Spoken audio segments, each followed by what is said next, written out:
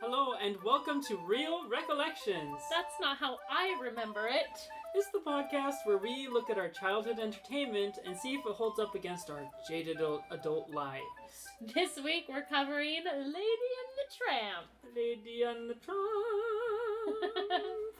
Let's do this thing. Lady and then the Tramp. So, Mary, how do you recollect Lady and the Tramp? I don't remember watching it a lot as a kid, but I do remember having watched it. I think I remembered every single part of the part when she's a puppy. Mm-hmm. And she, climbs into bed. Just like every other movie, I feel like it felt a lot longer when I was a kid. Yeah. You know what I mean? Where, it seemed a lot more epic and, a lot more emotions happened and the emotions were deeper as a kid. Yeah. You know what I mean? For sure, yeah. I also remember that it was Mom's favorite. I think now, having asked her, it's among her favorites, but at the time I thought it was her favorite. Okay. Of the movie. So it kind of had a special place in my heart because I thought, well, if this is Mom's favorite, then it must be the best. Well, Lady and the Tramp, we didn't own it for a really long time. No, so we had to, rent it or... Yeah, we didn't have the VHS, so I feel like we rented it once to watch it. Or something like that. Yeah, because Mom liked it. Yeah. So I think that's more than anything why we don't have as many memories with it, is because it wasn't one that we could just pop into the VCR. Yeah. And watch. Strangely enough, because anyone who knows me knows that I'm a total dog person and I love them with all my guts. He is currently sitting, cradling his dog in his arms, so... But in the midst of my idyllic childhood, I don't remember liking Lady and the Tramp. I remember watching it and going, whatever. Yeah. Which is so weird. That's so funny. This is all about dogs. It's true. Yep. But I think as a kid I really liked the iconic, spaghetti scene. But I definitely think that there were also parts when I was a kid that I was like, this is boring and slow and I don't like it. I mean, it could be because it's really a love story. I was bored even talking about it. It's really a love story, right? And so I feel like the 5 to 8-year-old me was just not really that interested. Not really that into it. I definitely, as a kid, I remember the scene in the jail. I just remember feeling bored during that scene. And it's not as funny. That's true. As the other shows. No. It's much sneakier humor. Yeah, and I wouldn't have gotten that when I was a kid. So it was very much so that's what it is. I'm good. No, I'm good. Some of the physical humor, I think, is the thing that I remember most from my childhood. Yeah. My kidhood, that's what I was going to say.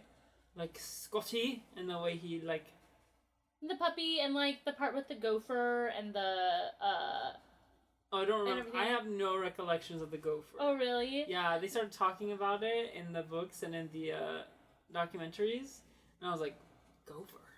I hadn't watched the show. A lot of talking, too, between Lady and the two dogs, and kind of in a lot of ways it feels a lot older, because there's no, children in this one. Yeah. Because even though they're dogs, they're not kid dogs. They're adults. You know what I mean? They're adult dogs. And so, in that way, it's kind of an interesting story, you know? Totally. Yeah. So interesting. So interesting? I love it. It's the most interesting. The most. Oh my goodness. So, that's how we remember it. And to refresh your memory, here's the plot in the pinch. Roll the camera, Sam! When the baby moves in, the dog moves out. Lady's ideal canine life turns rough when a new baby and cat-toting aunt take over her home. Ugh, cat people. These changes thrust Lady into the wild underworld of her town and force her to rely on the carefree tramp to get her home. However, Lady and the Tramp end up making love connection via pasta and saving a baby from a rat attack, proving that not all changes are bad. So this is how Lady and the Tramp happened in the past, how it was made in the past. In the past. In a year before Wait, now. was this made in the past? Yes, in history. Well, how was it done? In the past. Well, let me tell you some of it right now. Oh, okay. I would love to learn more. I would love to learn more. Please tell me more about this thing. Okay. Okay. Should I do it? Or shall you do it? Oh, I don't... Carol, I'll start. Why don't you start, Mary? So first we wanted to do a little bit of the story of how the story came to be and kind of focusing on Joe Grant. So Joe Grant is an animator with Disney. You kind of birthed the story. Yeah, he did.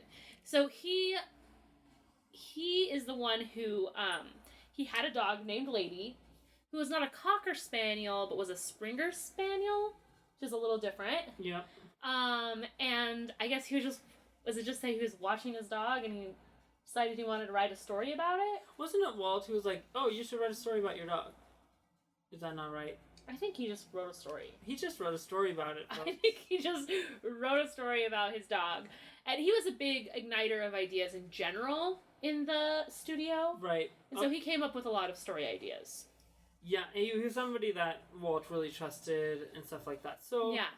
As far as Lady and the Tramp went, he came up with the idea of the Siamese cats and the ant. Did he do the ant? Well, his story was all about Lady being replaced by the baby. Yeah. That was the story. But there were certain elements of it, like She had a Russian suitor dog. A Russian suitor dog, and a few other elements that were in Lady and the Tramp were part of his original story, which was being written much before they really started working on Lady and the Tramp. Right. In fact, he wrote the first story, kind of did a lot of drawings for it, etc., and then presented it to Walt, and Walt was like, don't like it. Wrongo, hate Wrong. it. I hate it. I'm It doesn't not work. Happy Bob. Not happy. Anyway, so Walt didn't like it, but later, when Walt was kind of just reading, I guess, the newspaper, there was a story in the newspaper written by Ward Green called The Cynical Dog. And as he was reading it, he must have liked the story somewhat because he thought, oh, well, what if Lady, this character, was juxtaposed with kind of a cynical dog type character. So kind of this more high class, whatever, with more of a cynical, down to earth dog. And then they felt like they really had a story coming along. Yeah, exactly. And they had all sorts of names they thought of calling this dog. Cynical dog, Homer, Rags. And then Walt Disney eventually came up with the idea to call him Tramp. Mm-hmm. Which was very controversial because a lot of people are like, can't call him Tramp. Tramp, that has connotations and all that. But he was really in love with the idea, and when Walt likes something, they do it. So it happened. And I think it has a nice ring to it. I do too. Lady and the Tramp. Lady and Spot. Lady and Homer. Lady and Rags. No. So they decided on Lady and the Tramp. But here's the thing. Joe Grant made a big mistake. Yeah. Well, yeah, I guess it would depend upon he would not your recover from. Viewpoint. Well, he did recover from it. But yeah, him and Walt would never really see eye to eye again. Yeah, because what happened was when they made Alice in Wonderland, Walt felt, whether or not this is true or not, Walt felt that he had been talked into doing Alice in Wonderland by Joe Grant. And then, of course, the movie didn't do well, and he hated it. He hated it, didn't feel proud of it. No heart. Yeah, he felt like it had no heart. And so he really felt like he'd been pushed into that by Joe Grant. And because of that falling out, kind of, Joe Grant ended up leaving the studio after Alice. So all that... What's up, Ruth? Do you wake up? Did you want to... Ruth wants to have a part of this podcast. It's like, that's ridiculous. I can't believe you got rid of Joe Grant. By the way, we used to try to have our baby Ruth outside of the room while we recorded, but now... Everything is one room. Everything's one room. I suppose we could put her in the bathroom, but that'd be worse. That'd be worse. Ruth. Did you hear a dog? I think she heard someone leave. Do you want to go check it out? Go check it You out. can go check it out. Go look at it. Tell us what happened. Oh, that was it? Nothing? Come on back up. That's all you needed? Okay. Okay. So Joe Grant leaves the studio and they end up putting up Lady and the Tramp. But in the... What do they call it? The credits? The credits? So, They didn't have any shout-outs to Joe Grant at all. And in fact... Yeah. Walt Disney went as far as to say that the idea was spurred on by him giving a dog to his wife in a on hat Christmas box. in a hat box. So he said, "Oh yeah, the idea for Lady and the Tramp came from me and giving my wife this gift." But of course, he had seen Joe Grant's story and the fact that he had a Springer Spaniel named Lady. So he knew where the story had come from. But he gave story credit to Ward Green instead, who ended up writing their version of the story. He wrote a novel of Lady and the Tramp before the movie came out. Yeah. Which is what they then... They commissioned him to do it. Yeah, and then they based the movie off of that. Yeah, exactly. So, yeah, it's not good form. Yeah, not good form. Obviously, it upset Joe, but it especially upset his wife. Yeah. And Joe Grant did come back to the studios, but it was not until after his wife died. Yeah. So he left right after Alice, and he actually comes back for the Renaissance of Disney. Yeah. So you can see he was a really good storyteller. Yeah, I mean, the Renaissance era of Disney is called that because people felt like it was a resurgence of Disney. Magic and and making the stories. Better movies and stuff like that. So that's like, isn't Little Mermaid the one that started the Renaissance, or is it something else? I think it was Little Mermaid, then Beauty and the Beast, right? Lion King? Mermaid, Beauty and the Beast, Lion King. I think Little Mermaid's first, though. Hercules, those movies. Yeah, exactly. Anywho, Joe Grant did eventually die in 2005. Yep. But we kind of wanted to tell that story because that's the origin of the idea. But as far as how the movie was made, a lot of the concept art and the backgrounds were done by a guy named Ivan Earle. He was kind of the new Mary Blair, if you've been listening. And it's kind of similar to Mary Blair in style. He really is. Some of his, the way he sees shapes and stuff remind me of Mary Blair. And kind of the limited palette. The limited palette is very similar, because I remember seeing sketches for Cinderella, and it's all, like, different shades of blue. Yeah, it's true. And so he had that, and he was specifically in charge of, I love this story, so he was in charge of doing that background with the town in Lady and the Tramp. So after Lady and the Tramp go to sleep and wake up, and they see the sunrise and, like, the town and all of that, he was in charge of drawing that, and Walt gave him the specific instruction that he said, I want you to draw it so that the town looks so wonderful that you would not want to leave, but I also want you to draw the surrounding area in such a way that it also looks wonderful to leave. So in other words, it's like staying in town looks great, but also leaving town looks great. Right, which really goes into the fact that the world of Lady and the Tramp really is the world that Walt had. Kind of like the dreamified version of Walt's childhood. So when he was in his youth, as a youth, he moved to Marceline, Missouri from Chicago. And that's the cutest name of a town ever. I know, it's really cute. Marceline. Where are you from? I'm from Marceline. I would Illinois, love to say that. Right? No, Missouri. Missouri. Oh, I just said that. You just said it. Sorry. And in Marceline, Missouri, I don't know what accent that was or whatever. He had a dreaming tree, which is very romantic. I know. He had a dreaming tree. There was the railroad in town, which Walt loved railroads. And you can see, if you look at pictures of Marceline from when he lived there and pictures of Lady and the Tramp, you can see a lot of similarities in the town. But in the same way that, like, Main Street in Disneyland is all fancified and, like, kind of... It's kind of what it could be, rather than what it was. Because obviously, it's a nostalgic view of that time period in that world. It doesn't have all of the nitty-gritty bad stuff. It's only the good parts. Yeah. Right. So it just kind of has that pristine, like a memory with a whiff of floral fragrance or something like that. You know what I mean? What a Right? beautiful turn of phrase. Everything is just a little bit nicer than what it actually was. But it's almost more true to what it was.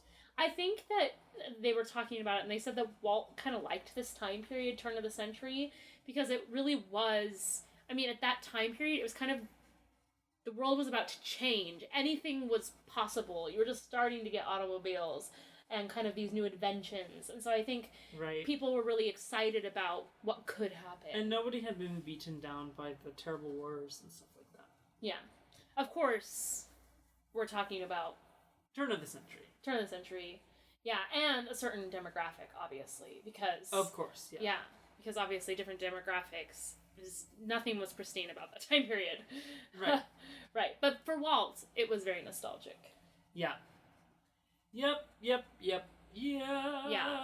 And so, one thing that I want to bring about Marceline that I thought was really fun or cool is that in Marceline now, they actually have a whole barn where people just leave thank you messages to Walt. Yeah. Because he did a lot for the town after he left. He, would send back money for museums and things like that, and so they really love him there. I think he opened a pool there, too. Yeah, something like that. Just try to make the town better. And so, yeah, they have this whole barn, you can go look it up, that has just thank you messages from Walt written or taped in the barn, so it's kind of cool. Yep. One person who was very influential on the point of view, the POV of Lady and the Tramp, is called Claude Coates. And he actually built a lot of models of the sets so that they could have an idea of what it would feel like to be a dog. And so almost all of the point of views are from very low. So in the scene where, for example, they're having the baby shower. Yeah. And Lady is running through the different rooms, the room of women and the room of men, you only ever see their feet and their legs and the bottoms of their dresses, right? So everything's from a dog's point of view. And it's an interesting world to be in because you notice a lot more the sidewalk curves and underneath of things. Yeah, so one example they gave is when you're sitting as a dog at the bottom of the stairs, you see the underneath of the railings and everything. And so it was kind of his models and also the animators, it was their job to make you see the whole movie from the point of view of the dog, etc. Yep. And part of that, too, was that, of course, they had to animate dogs. They had been animating a lot of different animals, but just like always, they watched a lot of dogs to get to know how they look, how they walk. I thought it was interesting that they talked about how with dogs, you always had to know which foot had weight on it when you were animating, because that shoulder would be up. Right. And so with dogs, there's always one shoulder up or whatever of wherever the weight is. Right. They did run into some problems animating one of my favorite characters, Scotty, because he's supposed to be a black dog. But if you use a pure black paint, you can't get any kind of definition in the drawing. So they had to work with a lot of different shades of gray. And then to make him look darker, they would put lighter backgrounds behind him. Yeah, I thought that was super cool. Look black. Yeah, that's so interesting. Yeah, because you couldn't get lots of different shapes and fur out of that, right? With the way they were drawing it. That's so interesting. And of course, they still employed lots of really good voice actors in this. So, it's Peggy Lee, right? Yeah, the most famous is Peggy Lee by far. She was a famous singer at the time, and she does a lot of the songs in the piece. She helped write a lot of the songs too, right? Yeah, along with a guy whose name is coming up. I can't remember his name, but I can look through the notes. But she did 4 voices. She did Mrs. Darling. Yep. All of a sudden, I felt what is Peter Pan? What is their names? They're the Darlings. So are they the Darlings too? No, she calls her darling. Calls her darling. Yeah? Yeah? All of a sudden I have all sorts of doubt. Because Peter Pan, they're the darlings, right? Yeah, I think her name's also Darling. Okay. Well, the wife. She does the voice of the wife. And she also does the two cats. And she also does Peggy, the dog, in the jail. So she does those 4 voices. And then Lady was actually voiced by a lady named Barbara Luddy, who was 50 years old. Which I thought was pretty cool, right? Yeah, it's like, the way you look doesn't matter at all, or your age, it's just your voice. Yeah. Voice acting, which is kind of cool and freeing, too. I feel like nowadays it's different, which I think is kind of sad. Like, I think a lot of, like, you have to look like the voice part that you're doing. Yeah. Yeah. And I think they kind of also reverse it a little bit. Like, they make the characters look like the voice actors. Yeah, I think so, too. A little bit, too. Now. Yeah. But she was paired with Larry Roberts as Tramp, and he was in his 20s, so... Yeah. So it just goes to show, like... But when I listen to Lady's voice, she sounds perfect. She sounds... Yeah, she's great. I can totally see why they picked her. And then, of course, we still have... Oh, what's her name? Aunt Verna Felton. Verna Felton's in it, and she plays the aunt. And she's also the fairy godmother in Cinderella, and an elephant in Dumbo, and I can't remember what else. Oh, the Queen of Hearts. Yeah, she's a great voice actress. She's a great voice actress. Yeah. Give that girl a prize. I know. I want to meet her. Well, she's probably... Well, do you think she's dead? Probably. That's sad. Maybe we can meet her granddaughter or something. I would love that. She I want to know a lot of like her. Really, you know, interesting characters. Iconic voices. You know. Yeah, I would love to hear from her family. Let's find them. Anyways, interesting fact about the voice of the beaver, because the beaver is very similar to the gopher in Winnie the Pooh in that he whistles when he does his F's and his S's. The voice actor for the beaver actually couldn't do this consistently enough. Yeah.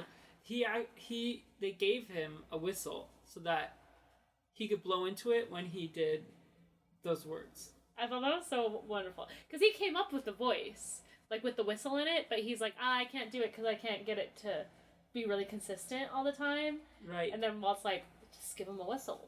Yeah. No. So, that's pretty cool.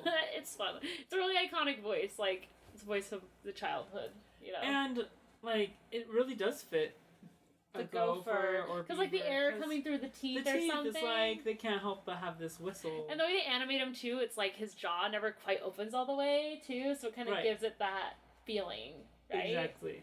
I love that. I love that. And I also, one of the stories that came out of Lady and the Tramp has a surprising amount of, like, history and, really like, information. We kept thinking, because, you know, at the beginning there's always a lot of stuff, because, you know, there's just everything There's a lot of innovation. Yeah. But I didn't think that there would be a lot going on, but Lady and the Tramp have a lot of stories. Larry Roberts, who was one of the animators? Am I right about this? No, I don't think he was. Because he's the one who found the dog. No, Ed Penner was. Oh, you're right. Ed Penner, I think he was. Oh man, no, I can't remember what he does. I think he was more on like the storyboard side of things. I don't think he was an animator. But he was looking for a dog that they could make into Tramp, right? Mm-hmm. He's like, because they were really trying to decide what breed of dog should be the Tramp. And they were having a hard time coming to a consensus, deciding, etc. And then one day, he was driving around and he saw the perfect dog vanish into the bushes. Yep. So they couldn't find the dog for another several days, and then they finally found it in an animal shelter literally hours before getting put down. Can you think of a more perfect... I can't believe how much that, like, mirrors the story. I know. It's so insane. So they save this dog, and it turns out that it's a girl dog, actually. A female. Yeah, other than that. turns out it's a girl, and she ends up modeling for Tramp. And then they put her in the kennel with all the other animals, actors, right? Animal actors. I just love that. And they saved a dog in the process of making a movie about dogs. Yeah, and if you've seen the live action Lady and the Tramp, it looks very similar to that dog. Yeah? Mm-hmm. That's really interesting. I love that story so much. But I love dogs, so there you go.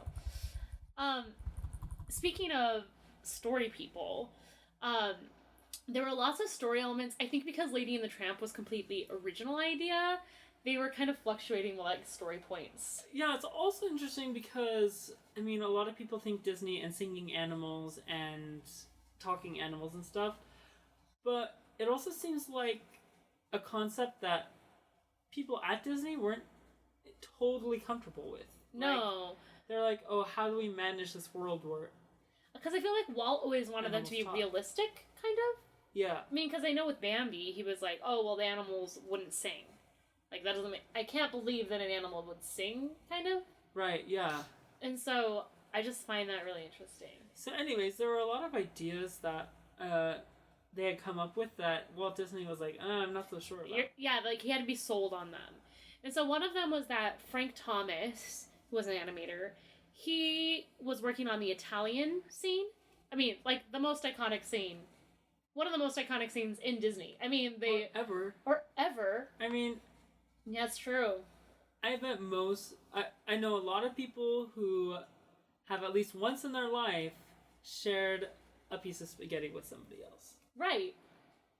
Exactly. For some reason, it feels like a very, like, fun, romantic thing to do. I know! This movie made it seem that way. I mean, don't they even do it in Enchanted? Do they? I can't remember.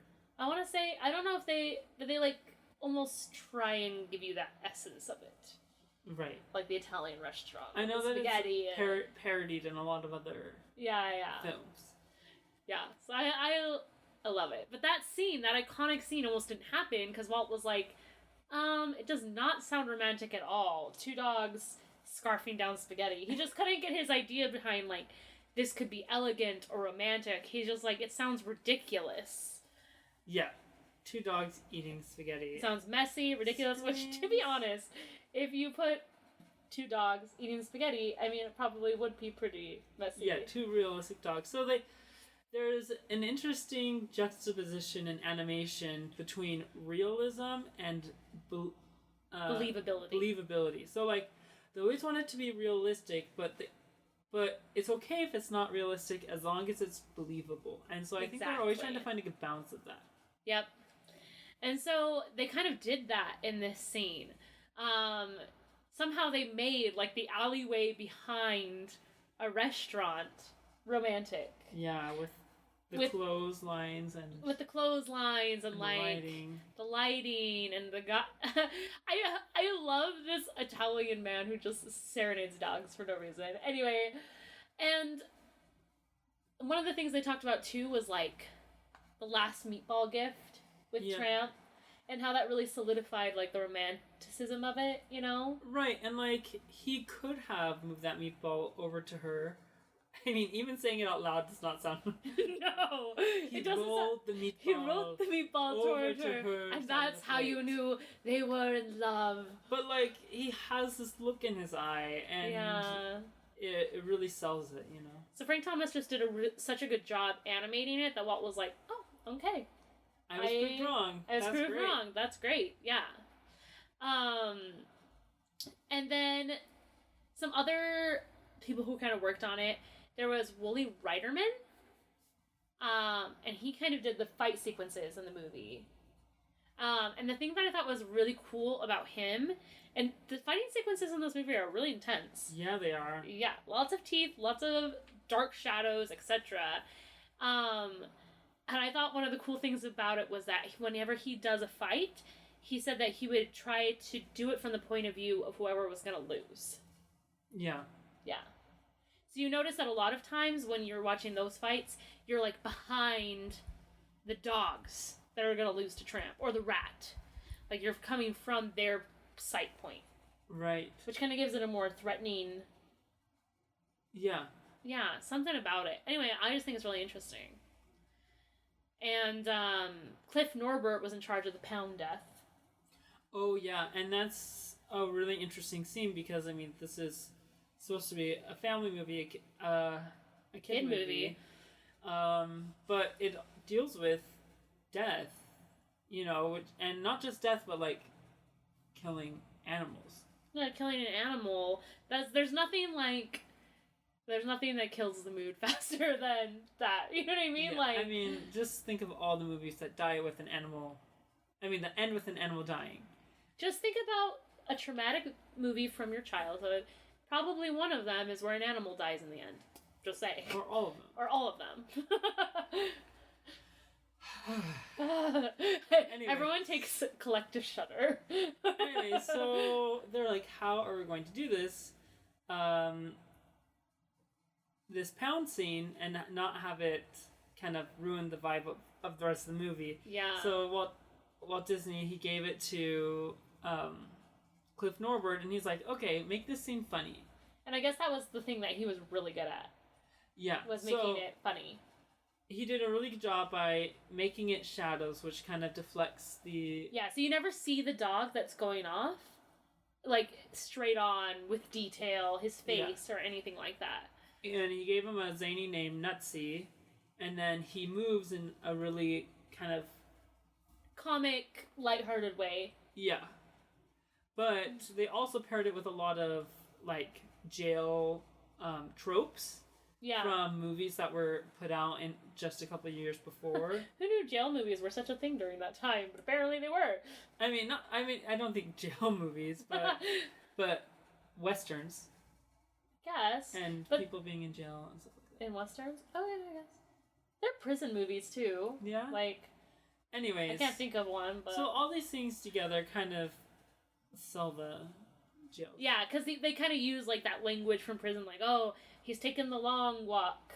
Right. You know, he's about to take the one-way door, or, you know, whatever it is. The one-way door. And it's very sinister, but also has a lighter tone to it, which Mary and I were talking is... I think that's the difference between Golden Age and Silver Age. Which I feel is also seen in the story of Trusty's story, because he was originally supposed to die. Yep. But then Walt's wife said, no, he can't die, that's too dark. The kids will not be able to get over it. Yeah. And so he ended up just getting wounded, breaking his leg, instead of dying. But the animators, I'm kind of with the animators. The animators felt it would be much more impactful if Trusty had died. Yeah. Yeah. Yeah, we should make shirts like, kill Trusty! Kill Trusty! Yeah. One shirt can be like camp, like, let Trusty live, and the other one can be like, kill Trusty. Yeah. Well, I feel like maybe letting Trusty live may have worked if they had put more time into, like, developing that storyline. That idea. Well, even just, like, dwelled a little bit more on the sadness of the death part. Yeah, exactly. Yeah, because otherwise it kind of makes the part where you think he's dead seem like not that important. But I feel like they took the time that it would have taken to, like, really have his death mean something and then used it on the scene where they show him living. Yeah. Walking up to the house and stuff. Okay. Because if they had to use that amount of time on his death... Right. I think it would have been... Then you're like, oh, that's really sad. And they're like, oh, he's alive! Exactly. Which they use that trick all the time now. Yeah. Yeah. But most of the time, I'm like, would have been better if they were actually just dead. Yeah, exactly. Well, it just stays with you. It's the hero's sacrifice. You know what I mean? Yeah, and I mean, it's not like they didn't sacrifice. No, because they were willing to, but I don't know. Don't make people think that they're dead and then not have them be dead. I mean, it's just... Unless you really earn it. Like, sometimes it can really work. You know what I mean? Very few times. I can't think of a time at this moment. It's just used too many times, I think. Yeah, I get that. I feel like it's almost always a stronger choice. Because I feel like usually it's used in the... Oh, but we didn't actually want to kill off your favorite character. You know? Yeah, it's true. Instead of... I think, well, but I'm an adult now. Like, as a kid, I would have been like, don't ever kill off the people I love. Yeah. You know what I mean? But, like, as an adult, I'm like... I like to know that there's that risk, you know? And if the story doesn't give me a feeling of risk, then, you know, it just makes it so I don't care who dies because they're not really dead. Yeah. You know, it's a soap opera effect. Exactly. Whereas I want to feel it. There are no consequences. Yeah. For actions. Anyways. Exactly. Anyways. I thought I was about to just send the recorder tumbling to the ground. Another fun character is Peggy. Oh, yes. Yes, Peggy. Which we talked about briefly just before. And she... By the way, is she named after Peggy Lee? Yeah, she is. Peggy Lee's the voice actress, and then Peggy is the dog's name. And she does that whole, he's a tramp, but we love him. She's the kind of sexy, blasé. Yeah. They were talking about this, you know, they have her with the bags under the eyes and everything, which kind of gives her that, like, I'm a night person. You know what I mean? Like, she seems like she's a, what do they call it? A nightclub singer. Or something. Yeah. You know what I mean? And she uses her tail as kind of like a boa and everything. Yes. And it was funny. It was kind of a funny story because I guess the animator who did that was Eric Larson, and he was a Latter-day Saint, and so he was. The only reason I say that is because he was kind of known as like I don't know, like a good kid, and his job was to animate this very flirty, sexy dog. You know what I mean? Which apparently he enjoyed very much. Yeah, so. It was just funny talking about it because all the animators clearly got a kick out of it, and they were like, "Oh, he did such a good job, and he seemed to have a good time with it." That's another example of where they put realistic aside a little bit, and they had her dance like a human, but made it believable enough that you weren't like, "Oh, a dog would never do that." Exactly. Yeah. Exactly. Oh, and the guy's voice who worked with her was Sonny Burke. That's who it was. Here he is. Here he is in the notes. Yeah, Sonny Burke wrote the songs.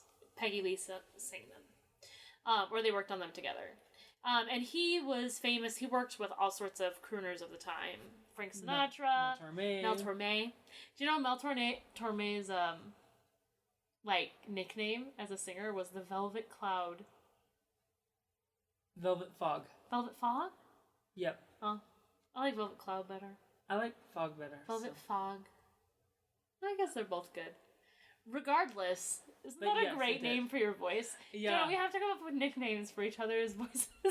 Mary, your name is... Is the Silver Cannon. How about bee in a cannon? He's the bee in a cannon. Bee in a cannon. My voice was described like that once. We'll put that in quotes on your first album. A voice like a bee in a cannon. Oh my gosh. It was not said in a, like, very complimentary way. At the time. Let's just put it like that. Anywho, we'll have to get back onto the nicknames. But one of the cool things that was new for this movie that they had never done before was CinemaScope, which is the widescreen. Yep. And so Walt Disney didn't he sort of like spring it on the animators? He was like, hey, there's this thing called CinemaScope, and we're gonna do it for this movie. And they're like, really? Yeah, and so they ended up having to add panels on each side of their thing, right? Yeah, so sometimes they'll have like one character that wasn't gonna be in the frame, you know, on each side or something like that. But yeah, they ended up releasing it in both cinema and wide, which means they had to film it twice. Right. Because remember, they have to film these one at a time in animation. Yeah. No computers. That was because not all of the theaters had the capacity to do widescreen movies. Right, and otherwise they would have lost money because they needed the money from those other theaters. They did not want another Fantasia. They did not want another Alice in Wonderland. Well, every other movie made up the money eventually, right? Yeah, that's true. It's only Fantasia that never made it out of the hole. Never made it out of the hole. Poor Maybe Fantasia. no, it has. It probably has now. Probably has now. I mean, remember it had that resurgence in the 60s or 70s, right? Yeah. It probably made back its money. It probably did. It probably did. It probably did. Anyways, Lady and the Tramp did not have that problem. No, it actually made the most money in its initial release since Snow White. It made all the bucks. All the monies came in. Isn't it ranked like in the 50s, like highest grossing movies ever? Was it I thought it was like in the top 100. Top grossing. I think it was in the 50s or 60s though. Okay. I can't remember exactly, but it was pretty high up there. Yeah, I think the adjusted for inflation, it was over $400 million. Yeah, exactly. And it just did really well. It was also rated as one of I think it was just in the top 100 of this too, but it was like number 98 or 99 of like best best romantic films by the American Film Institute, which I thought was fun. Yeah, I think WALL-E's on there too, right? Really? WALL-E is a good romance. Yeah. It's good. Deserves really to be on there. Yeah. But yeah, that was how Lady and the Tramp was made. Who would have thunk it? Who would have thunk? There was so much information about that. I know. So, here's how we thought about it in our jaded adult lives. For our jaded adult lives, we're going to use these voices for the whole time. I'm a jaded adult. I'm a jaded adult. And now, this is what I think of the Lady and the Tramp. Ew, Mary. So, Mary, what did you think of Lady and the Tramp? I enjoyed it. I thought it was fun. I think that overall, I think I was a little bit like, I don't know, there's some parts I really liked. Maybe if I'd been in a different mood, I don't know, when I watched it. I really like the darlings or the deers. I don't know what they are. There's something like darling or deer. Oh, yeah, because I think she does call him John Deere. Yeah. It might be John Deere and Darling. John Deere and Darling? Maybe. I don't know. I love, like, the parts with, like, anything with them and Lady, I think are really sweet.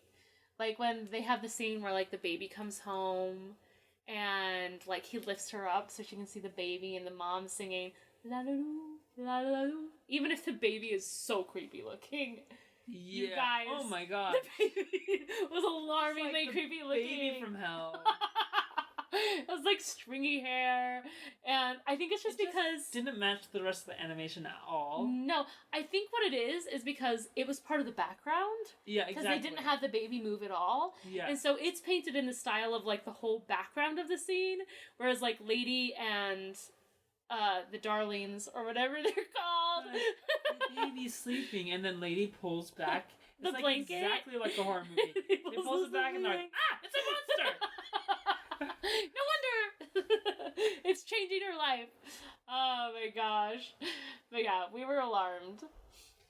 But I do love those scenes of like the family, and I love like the sneaky humor here and there. Like I love when John Deere or Darling, or I feel really uncomfortable that I don't know their names right now. They're not important. They're just the humans. But when he like has They're not even real people. They're not even real people. But when he's holding the newspaper and that because Lady gets the newspaper every morning, and when she like runs in, she pulls it through her doggy door and it like rips off the front page of the newspaper.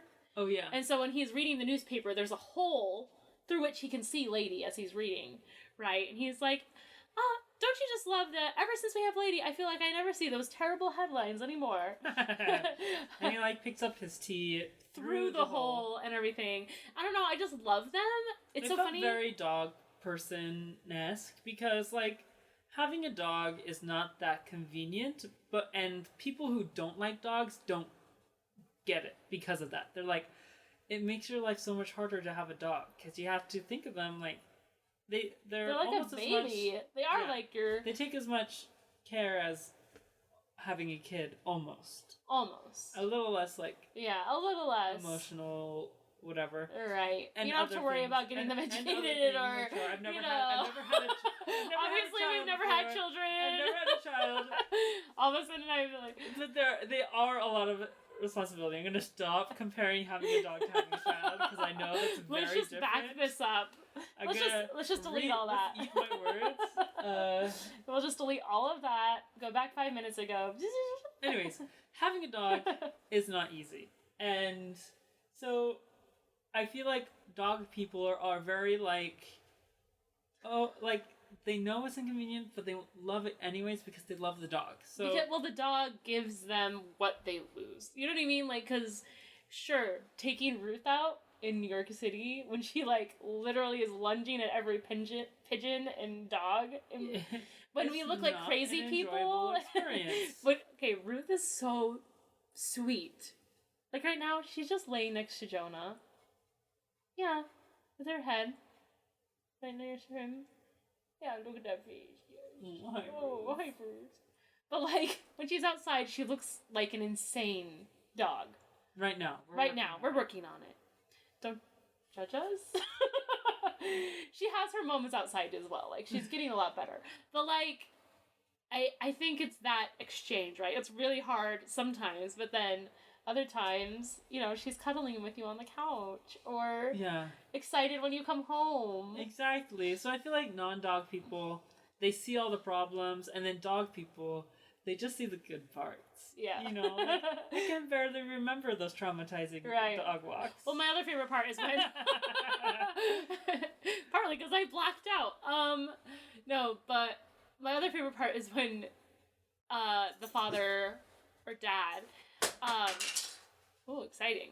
When the dad gets up because Lady comes and, like, pulls his feet out of the bed and puts them in the slippers. Yeah. And he's like, okay, I'm up. And then he goes, can someone please explain to Lady about Sundays? Because he doesn't have to be up. He doesn't have to be up. Yeah, I really like that first part of the movie. And the part with her as a puppy. Yes. I love that part, too. And I like... Ruth is like, I'm just gonna prove to everyone that I'm not as good as they say. By just throwing stuff on the ground, etc. Oh my gosh. Oh my goodness me. Ruth, you're being so loud today. Anywho. We should put up a picture of Ruth. Yeah, we should. With this podcast. Yeah. So I liked the movie probably more than Mary did. Yeah. This time when I watched it as a jaded adult. Yeah, I liked it more the first time than I did the second time. Okay. I think it's cool that Lady and the Tramp is really the first original story that they've made into a film so far. Yeah. Disney has. And I think it's a very, like, well-told story, if that makes sense. I just don't think it's the most compelling story in the whole world. We're just being so loving right now. She's so loving, sorry. It's like she knows we're talking about her. Oh, Ruth, I love you. I'm also scared she's gonna knock over the recorder. Ruth, can you say hi? She already said hi, Sarah. Yeah, she did. Don't say hi. Don't say hi. Actually, you have a really scary super bark. Tell them about the super bark. Oh my gosh. She's up. Okay, Ruth's huddle ups again. I was waiting outside of this, outside of a grocery store while Mary was going to get eggs or something. Mm-hmm. Eggs and Diet Coke. And I was sitting at this chair on the sidewalk with Ruth, and she saw a dog across the way, and Ruth barks, but she usually only lets out like 1 or 2 barks. Yeah, she's not like a yapper, where they just like keep yapping. But her barks are really intense. So she only lets out 1 bark when she sees this dog, but it's like a super bark. So you know, like in the movies where somebody's screaming and then it zooms out and it shows the house and you can still hear them, and then it shows the world and you can still hear them. And then it really quickly zooms back into them screaming. Yes, that's exactly what I imagined happened when she barked. Because it had like this echo. It was like, whoa. And it had kind of like this, it wasn't necessarily an echo, but kind of like after she barked, oh my goodness.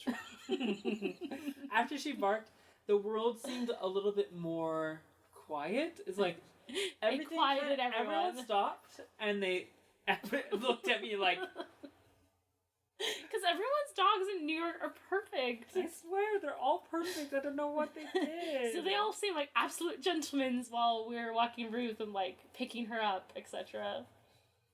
She's a good dog. She's a good dog, aren't you? We're gonna figure it You're a out. good puppy. She's just stressed out because New York City's a lot. Yeah. She's Anyways, enough about Ruth. We're talking about Lady and the Tramp. But you liked it more than I did. He's a tramp. Okay, because if I think about it, there really aren't that many scenes that I'm like, there was something wrong with that scene. That's true. They're really tight scenes. Yeah. The story's really tight. In that way, I feel like it's a lot like Dumbo. I do love Lady for some reason. I just love her character. That cute voice. That cute voice. And, like, she just seems really earnest about everything. Yeah. Like the part where she's like, "Deer's never struck me before." I know. Yeah. And I like her two friends, and I like Tramp. I actually like all the dog characters. Yeah. I remember as a kid, I feel like all the characters. I thought Tramp was a lot worse when I was a kid. I was like, I don't know why she likes this guy. I don't know why she likes him. He's trouble. And then, like, as an adult, I'm like, as an adult, I'm like, he didn't give her any red flags. No. Not really. He was just, like, gentleman and wrongfully judged. By society. I mean, but he was pretty annoying the first time they met him. That's true. The first time we met him, he's like, "When the baby moves in, the dog moves out." I'm like, we didn't ask your opinion, Mr. Passing Through. And he didn't like intentionally. He did get her into trouble. He did. He got her because he into did trouble. that was his mistake, was doing the illegal chasing the chickens. Yeah, because the rest wasn't illegal. It was just kind of having like a let loose day on the exactly. Something that she would never do, but nothing too serious. Yeah. Oh, I do love the part. Okay, I'm liking it more as I'm talking, but I do like the part where Tramp is also pretending to be that guy's dog. Oh yeah. As they come out of the zoo and he like jumps into his arm and he's like, "It's not my dog," but he keeps helping him like pick up the books and that part's really good. That part's really funny. I also like the part where Tramp is pretending to be the human. Oh yeah. Get that dog out of here! He'll wake the baby! He'll wake the baby! Yeah. That part's really good. Yeah, so I mean, when I think about the movie, there's not really that much that I would change about it, but there's also not that much that really impacted me. I just don't like, again, I felt that the pound was boring again. Oh, the pound scene. Yeah, this doesn't do much for me. The singing goes on for a little too long. Yeah. The dog-like singing. Yes. But it's also impressive because they really do sound like dogs. They do sound like dogs. They did a really good job with that. Yeah, they did. There's just not... Yeah, I think I'm with you. It's like I enjoyed, as I'm watching it, I was enjoying every moment of it pretty much, except for maybe the pound. I just wasn't that into it. Yeah. But, like, in the end, there wasn't much impact. Like, because the story is supposed to change the characters, and I didn't feel like... As a kid, I felt like they changed more. As an adult, I didn't feel like... Like, Lady didn't really change that much. And neither did Tramp. I mean, honestly, the person that changed the most is the aunt. Yeah, because in the end, that's my favorite part, where the aunt sends the dog treats. Yeah. Yeah. Yeah, I like the aunt a lot. Yeah. Shall we talk about the problem cats? Problem cats? Sure, why not? We don't like them. Is that all we... Yeah, it's not great. It's not great. This was a time right after World War II where a lot of people in Hollywood and also musical theater, Broadway stuff, they were really interested in the East. But they weren't really... we're just coming back from World War II and everything, and so there's an interest in the East. Yes. People's interests were piqued about their culture, but they weren't that interested in portraying them in a very accurate way. Or fairly, so there's all that. The cats are very stereotypical and very much a racial stereotype. Yeah. With the teeth and with the broken speech and with the kind of exoticism music. And the thing is, the scene doesn't need it. Like, it's funny enough just with the cats being cats and Lady being herself. You know what I mean? They could have come up with any other kind of sneaky... They could have done a jazz number. You know what I mean? Like, it just wasn't necessary. Yeah. At all. Yep. So. But I mean, I know they were playing off the name of the cat itself. Right. But still, yeah, it just wasn't necessary. Yep. And I love that idea. The idea, though. I mean, not that it hasn't been done a bajillion times now, but I think when Lady and the Tramp, maybe when Lady and the Tramp came out, a lot of the things that happened in the movie were much less tropes than they were at the time. The cat and dog thing, like the cats being like smart and blaming it on the dog. Like, yeah, those things may not have been so. Also, those cats never get their comeuppance. Do you notice that? Yeah. Never. And you never see them again. There's just the one scene where they get Lady kicked out, and then they never come back. Yep. It's weird. Yeah. It's really a cat versus dog movie. Cat people are evil in this movie. And rat. And that rat is huge. Those rats are evil. What are they eating? They're gonna eat the baby. I know. They're trying to eat the baby. They're almost as big as the baby, and they're almost as scary looking as the baby. Oh my goodness, dude. At the end of the movie, the baby's very cute. Yeah. Yeah. Because finally the baby looks like a human. A human baby. Other than some sort of demon. Or doll or something. Like a demon pretending to be, like, wearing baby skin. The dark side story of Lady and the Tramp. But yeah, so, like, it just wasn't that impactful. I feel like everything was almost impactful. But I do like, I mean, you can't argue with the iconicism of the love story. And the love story. The love story was good. Yeah, the love story was good. But I do think there could have been a bit more, like, I feel like maybe it was too divided a bit. We should focus more on the love story. Yeah. It just kind of happens fast at the end. In general, I feel like a lot of these older Disney films, they needed more time to tell the story. Yeah. This one was definitely one where I felt like I could have used a bit more time. Yeah. To have them come around to each other. Because it kind of happened fast. It was just like, oh, she's really mad at Tramp because they mentioned the other dogs. And she thinks that he's like a player, kind of. Yeah. And then I guess he proves he's not a player by saving the baby. I think it proves that Lady was different to Tramp than the other dogs. Okay. That he had, been with. Yeah, I guess like I said, just a little bit more time or something. It just needed a little something that wasn't quite there. The ending is too fast. That's what I'm saying. Yeah. Like, the development of the love story was good. Like, I love that whole night where, like, he's taking her around town, and I love how, like, she kind of gets in on the selling the gopher on her hat thing. You know what I mean? At the end. Yeah. Like, all of that was cute and fun, and... I felt like they should have had a couple more moments like that after, yeah. Afterwards. Or have some moment after, when because she comes running to, like, open the cage for him from the pound. But we never see the end of that, I don't think. Yeah. And I feel like that, like, the reunion and, like, some sort of speech or something, I don't know, yep. I needed right there. They there. could have done a great speech. They could have done a great speech right there, and he could have been like, you're not like those other girls, I love you, like, you're different, that kind of thing. I think it needed that. And it would have been easy. Yeah. It wouldn't have even taken that long. And then it could have ended with a funeral for Trusty. Yes. Oh my gosh, we just wrote the end better. Although, you don't really want to end a Disney movie with a funeral. But maybe even just, like, I imagine, like, they're at Christmas, they still have the puppies, and they're like, we need to tell you about your Uncle Trusty. Aww. Wouldn't that be so sweet? They put, like, a candle on the windowsill. Or, like, some sort of puppy tribute. I don't know. Like, they're like... or Scotty tells them, like, gathers the kids around and, like, let me tell you the story of Trusty. Trusty's like, have they ever told you the story of... Yeah. All the time? Mm-hmm. He does it, like, I think twice in the movie. Yeah. But then they could have Scotty... tell the story of Trusty. Exactly. It would be so sweet, don't you think? Old Faithful, that's what it is. Or... No, it's Trusty. No, he's like, have I ever told you the story of... something like Old Faithful or Dauntless or something like that. Yeah. Old Reliable. Old Reliable.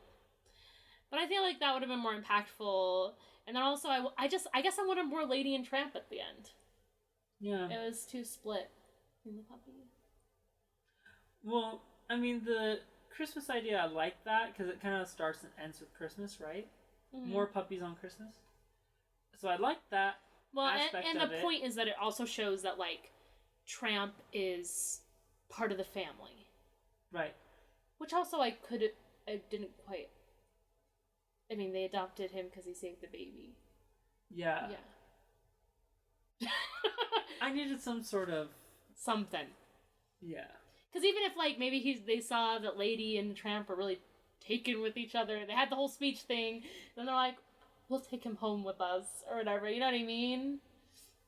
Yeah, like, Lady doesn't want to... leave without Tramp, or... Because, I mean, they came to save Tramp from being killed, at least. So, they cared to a certain degree. So maybe they were always planning on taking him in. We're like, you can't kill him because he didn't take the rat. And they're like, well, let's see what happens. And they're like, oh, I guess we'll take him home. We'll adopt him then. Yeah. Anyways, obviously we have a lot of ideas how it could have ended. Welcome for our podcast, How It Should Have Ended. So, Mary, does Lady and the Tramp hold up? I think it was a little less steep than I remember as a kid. So is that a no? I guess it's a no, but I still enjoyed it. Like, it wasn't a non-enjoyable thing to watch. But I do think that I inserted more depth into it as a kid. Yeah. Maybe partially because it was Mom's favorite, and like, or I thought it was Mom's favorite. And so because of that, I just pulled every bit of worth out of it, you know? Yeah. Yeah. Yeah, I guess I would say probably the same. Yeah. But, I mean, still a fun watch. Yeah. It's not a waste of time to watch it again as an adult. Mm-mm. If only to, like, just skip around and watch the parts with just Lady and Tramp. Yeah. Or just the parts with Lady and her family. Those are my two favorite things. So watch the first. Watch the first 15 minutes and watch the middle. Oh yeah, the first half, basically. Oh, well, it's more than that first half, because it's pretty much until... So I guess I just didn't like the end. Is that pretty much what I just said? It's really like the last 7 minutes. Cause... I don't like the last 7 minutes. There you go. Oh, I guess the jail too. So the last 15 minutes. Yeah. Yeah, I just don't get into that much like the Peggy dog either or anything. Yeah. Yeah. I always thought she was kind of scary looking as a kid. Yeah. I can see that. Yeah. I like her. Yeah, she's fine. I like the song. And he's trying. That was a good song. Although there weren't many music. There wasn't many music. There wasn't much music in this. Even the cat song, the problematic cat song, was less of a song than I remembered as a child. I was like, this is barely a song. It's short. And La La Lu, it's like a moment. It's really cute though. It's just a sweet song. La La Lu, La La Lu, you're my little sweet sleeper. Little star sweeper. Something like that. It's really cute. I was like, oh, I would adopt that as a little lullaby. Yeah, I can't remember. I was like, I'm not even sure that's how it goes. That's not how it goes. Anywho. I don't know why that's the thing this episode. But yeah. Thank you so much for listening this week. We really do appreciate and love you. Yeah, it's fun to be able to, I don't know, I feel like I'm with you guys where we're talking. Just have a glorious week. Yes. And I know everyone's everyone's having a hard time in one way or another, I feel like, these days. Yeah. So, hug the ones you love and reach out to those who you think might need a little more extra loving. And adopt a dog. And adopt a dog. And leave a review. Yep, all those things. I was like, I'm just going to repeat what you say. That's what I do this episode. Send us your fun anecdotes. Yes, please. Send us your stories about your experiences with Disney movies or Disneyland or really anything related to the movies we've talked about and your life. We want to hear from you guys. And if you want to talk to us, you can send those stories to realrecollectionspodcast at gmail.com. And that's real spelled REEL, as in like movie reel. Yeah. Yeah. And if you want updates on what we're doing and when we release podcasts, etc., you can join our Facebook group, which is Real Recollections Podcast Absolutely. on Facebook. Yeah. I'll upload a picture of Ruth. Yeah. Yeah, and just have the most wonderful week. We love you guys. Goodbye. Forever.